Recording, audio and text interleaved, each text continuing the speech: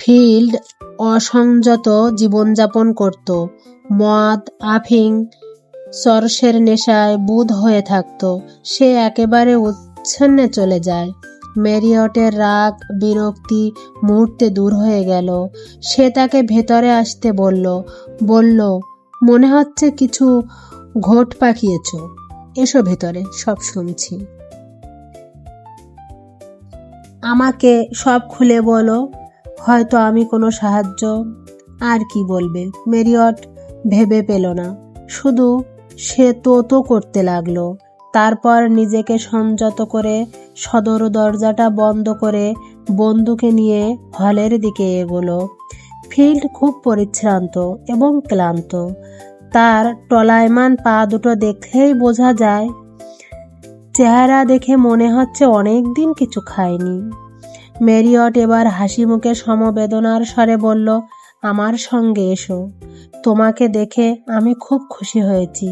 এইমাত্র আমি খেতে যাচ্ছিলাম, তুমি ঠিক সময় এসেছো। ফিল্ডের দিক থেকে কোনো সাড়াশব্দ নেই। সে এতই দুর্বলভাবে হাঁটছিল যে ম্যারিয়ট তার হাতটা ধরে নিয়ে চলল।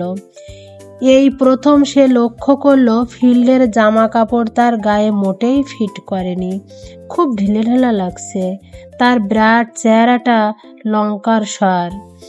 ফিল্ডকে ঘরে নিয়ে গিয়ে সোফাতে বসালো ম্যারিয়ট। আশ্চর্য হচ্ছিল ভেবে, কোথা থেকে ফিল্ড এলো, আর কি করেই বা সে তার ঠিকানা জানলো।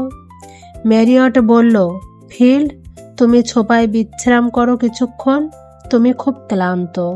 পরে তোমার কাছে সব শুনবো। তখন দুজনে মিলে যা হোক একটা কিছু ঠিক করা যাবে। ফিল্ড সোফায় বসে কোনো কথা না বলে এক দৃষ্টিতে তাকিয়ে রইল। ম্যারিয়ট আলমারি থেকে বাদামি রঙের পাউরুটি, কেক এবং একটা বড় পাত্রে কমলা লেবুর আচার বের করলো। ঘাড় ফিরিয়ে দেখলো ফিল্ডের চোখ দুটো ভীষণ চকচক করছে। ম্যারিয়ট ভাবল, এটা নিশ্চয় কোনো ওষুধের ফল। ওর অবস্থা খুবই শোচনীয়।